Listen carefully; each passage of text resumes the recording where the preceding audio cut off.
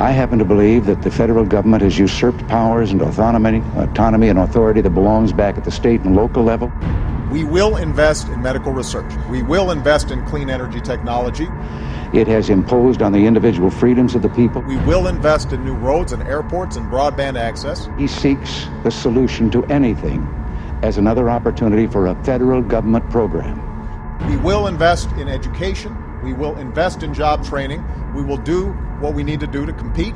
I believe that there is enough extravagance and fat in government.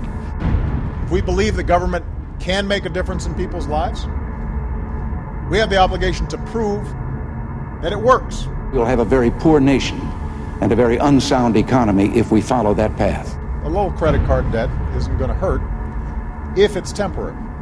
The only answer that has come so far is the biggest single tax increase in our nation's history. Those who benefited most from our way of life can afford to give back a little bit more. The President's economic plan calls for increasing the taxes to the point that we finally take so much money away from the people that we can balance the budget in that way. The most fortunate among us can afford to pay a little more. There you go again. If we truly believe in a progressive vision of our society, we have an obligation to prove that we can afford our commitments. Is it easier for you to go and buy things in the stores than it was 4 years ago? Imported food prices rising 13% in the last year. That's the biggest jump in 12 years. Is there more or less unemployment in the country than there was 4 years ago? The job market looks as bad as it does. The number of jobs added has declined now for 4 straight months. Is America as respected throughout the world as it was? This is my last election. Yeah. After my election, I have more flexibility. Do you feel that our security is as safe, that we're as strong as we were 4 years ago? Iran's Revolutionary Guard has stepped up military readiness.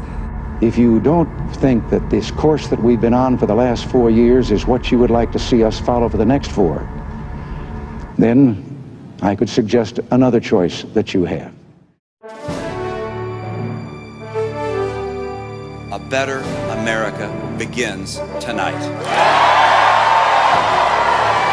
This country doesn't have to be in the shape that it is in.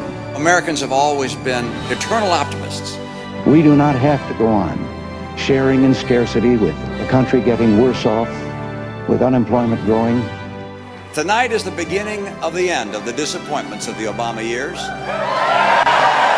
To take government off the backs of the great people of this country and turn you loose again to do those things that I know you can do so well. This is the America that was won for us by the nation's founders and earned for us by the greatest generation. I just happen to believe that free enterprise can do a better job of producing the things that people need than government can. Free people pursuing happiness in their own unique ways create free enterprises that employ more and more Americans.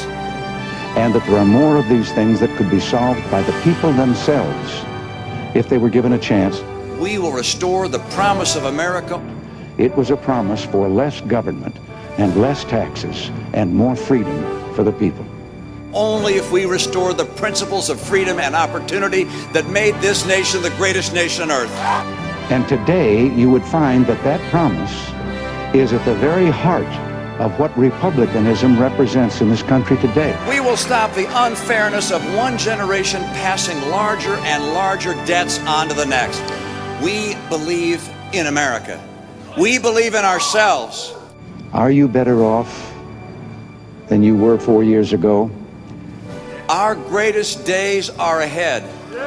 I know how to lead us out of this stagnant Obama economy and into a job-creating recovery.